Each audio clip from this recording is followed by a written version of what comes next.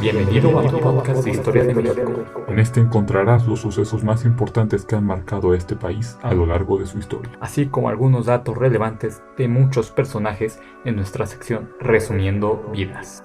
Recuerda, vivir la historia es no olvidar. Comenzamos. ¿Qué tal, mis queridísimos oyentes? Sean ustedes bienvenidos a otro podcast de Historia de México. Como pudieron ver en el título, hoy vamos a tratar un tema muy sensible aún y que lo seguirá siendo por muchos años, pero creo que es relevante. Hoy, 26 de septiembre, sábado 26 de septiembre de 2020, se cumplen 6 años desde aquel 26 de septiembre de 2014. Día en el que masacraron a 43 estudiantes, bueno, más bien los desaparecieron. Desaparecieron a 43 estudiantes en la ciudad de Iguala, estudiantes de la Normal de Ayotzinapa. Bien, antes de empezar, te recuerdo que me sigas en mis redes sociales, lo compartas con tus amigos, tus conocidos, con quien sea, para así llegar a más oídos. Y también te menciono que en este tipo de podcast, en los que estaré tocando temas muy sensibles, como el próximo, en el que se toca el 2 de octubre, estaré poniendo las fuentes de mi información en la parte de la descripción, para que todo esté claro y aquí nadie piense que me estoy sacando esto de la manga. Dejaré mis fuentes en la parte de la descripción por si dudas de algo o quieres corroborar algo, te lo dejo en la descripción. Ahora sí, pues comenzamos. Se dice tristemente que la geografía de México, esos pueblitos muy pequeños, se conoce gracias a las desgracias que suceden ahí. ¿O conoceríamos acaso el nombre de Ayotzinapa sin relacionarlo directamente con el número de 43? ¿Conoceríamos el nombre de Aguas Blancas? ¿El de Tlatlaya? ¿El de Tlahuelilpan? El caso de los 43, como muchos otros acontecimientos en México, va a representar un balde de agua fría para los mexicanos. Una cubetada que despertó del letargo a algunos. A solo 2 años del inicio de aquella administración, nos dimos cuenta de lo que en verdad representábamos para el gobierno. Números, fichas, estadísticas, nada más.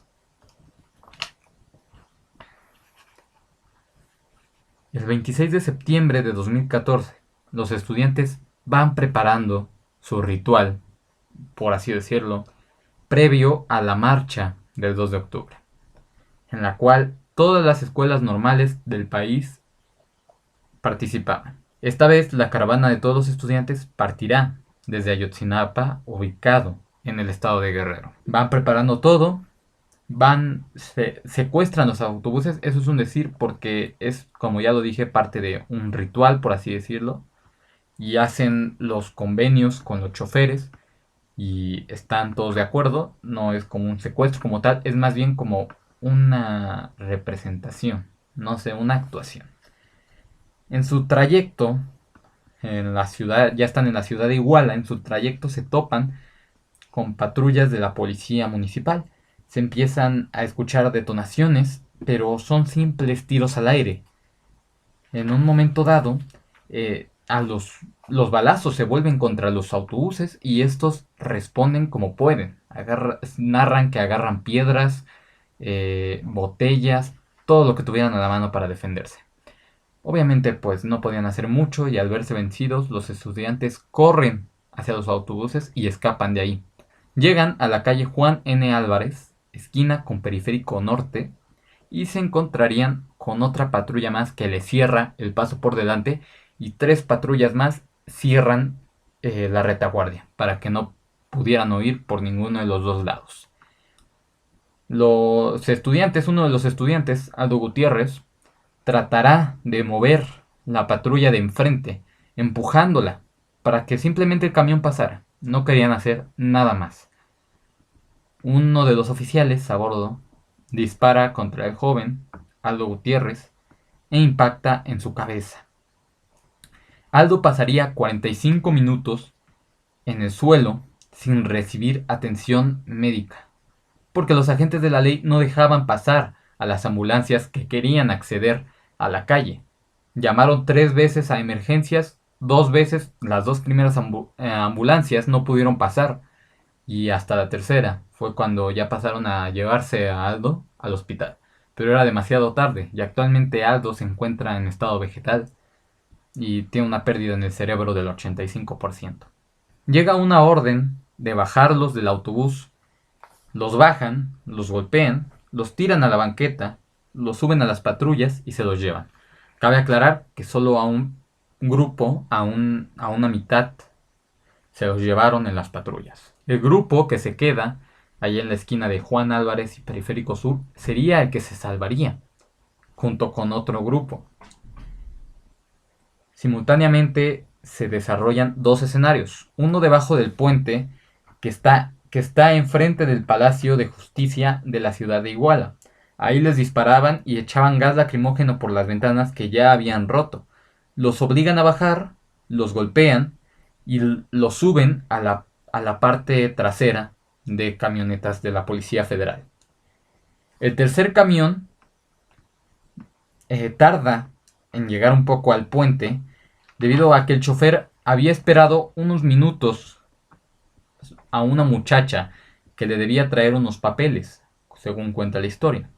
Los estudiantes se enteran de toda la situación que ocurre en el puente y en la esquina de Juan Álvarez con Periférico Sur y deciden movilizarse rápidamente. Se mueven unos cuantos metros y los de la esquina de Juan N. Álvarez y Periférico Sur, esto fue antes de llegar a esa esquina, les avisan que ya habían dejado a la policía atrás. Fue cuando la dejaron atrás y posteriormente los alcanzarían en esa esquina.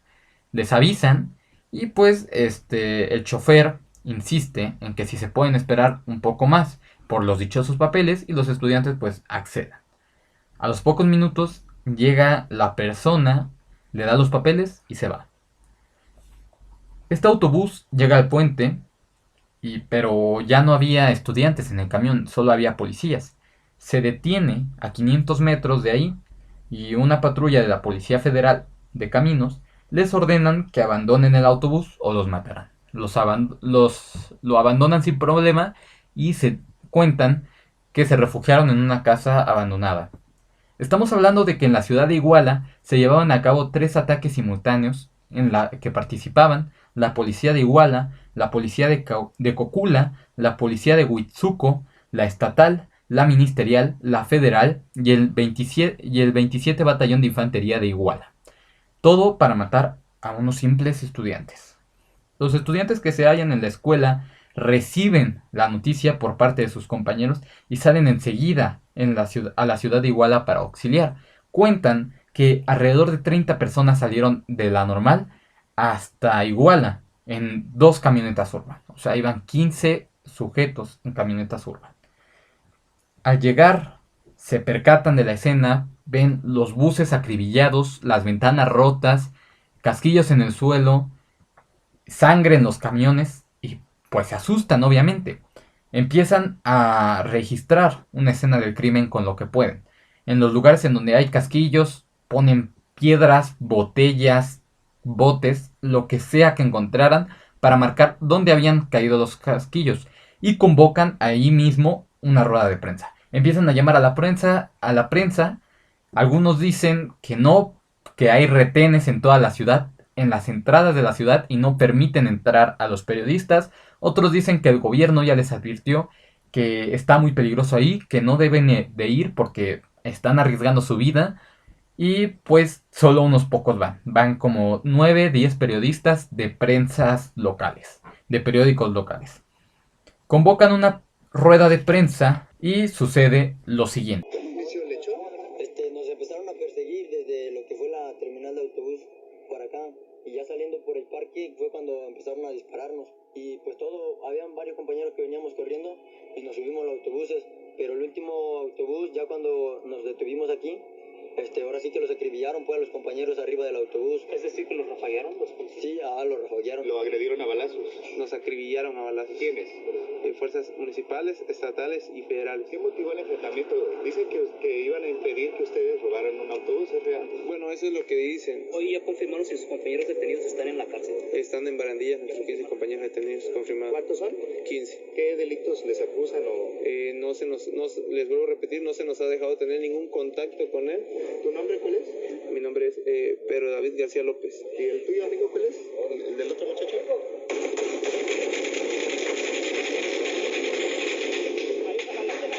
Hay una balacera aquí.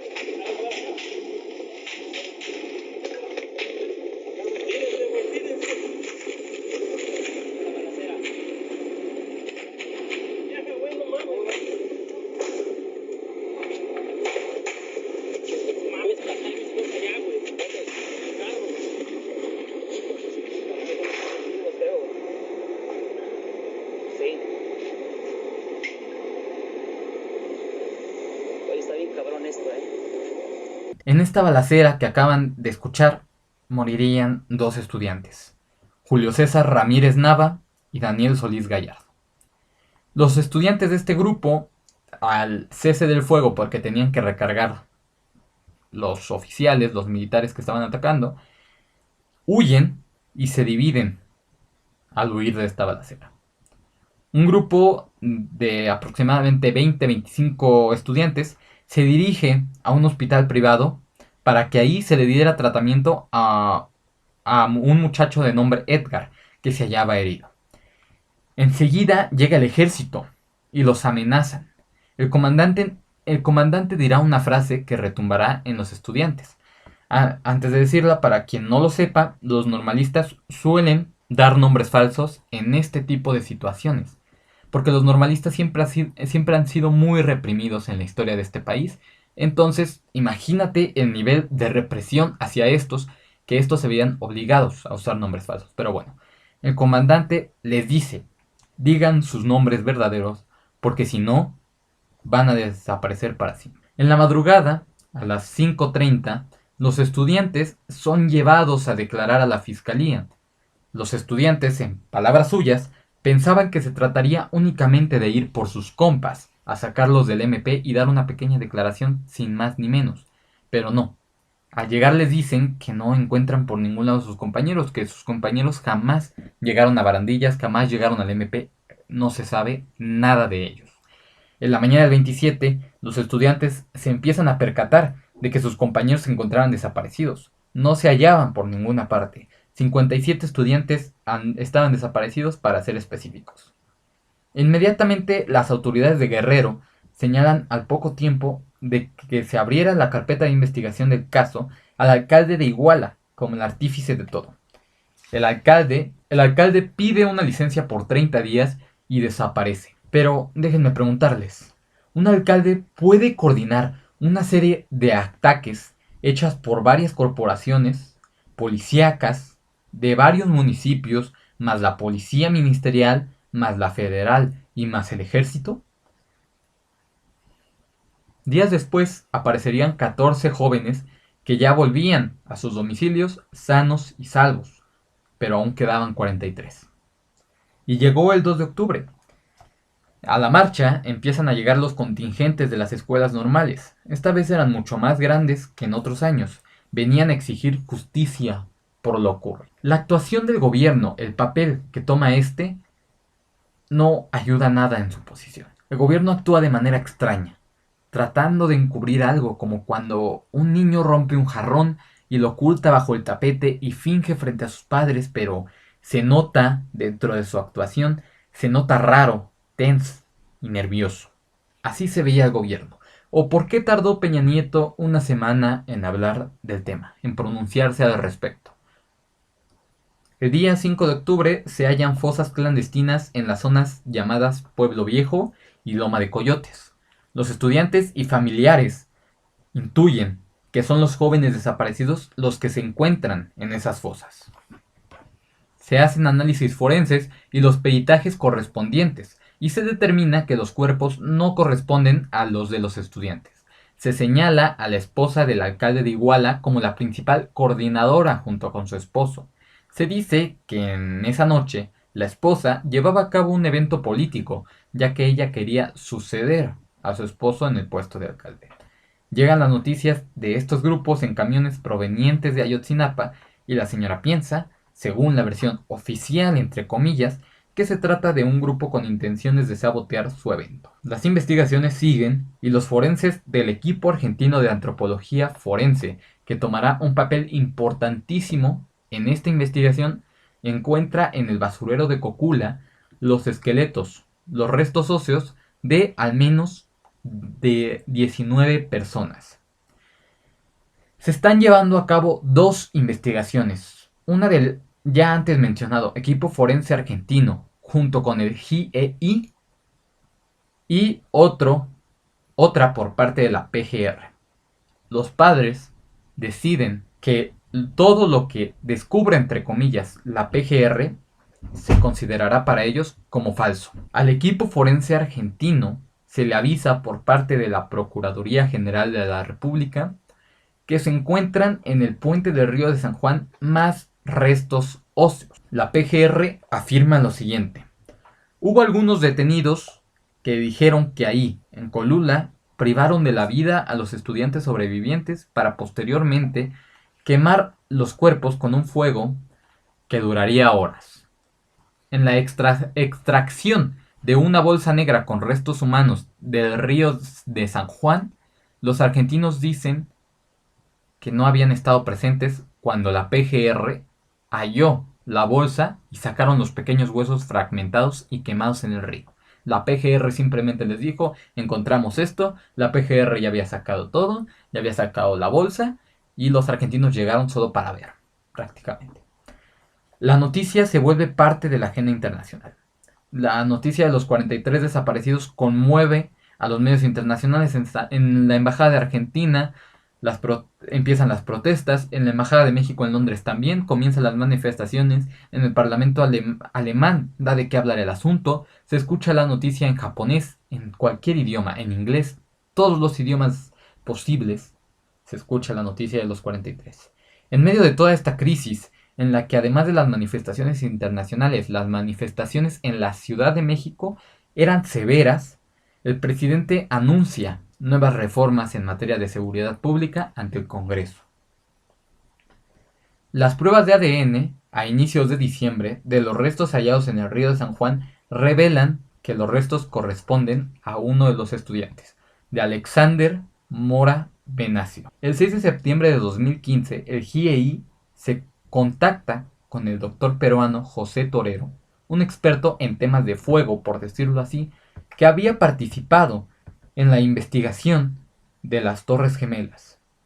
El doctor determina que, basándose en hechos científicos, es totalmente imposible que ahí, en el basurero, se hubiese quemado 43 cuerpos, que una cantidad así requería una llamarada gigantesca, que hubiese acabado con la zona inevitablemente. Era imposible alcanzar ese grado de calcinación en los huesos sin haber dejado un solo rastro en la zona.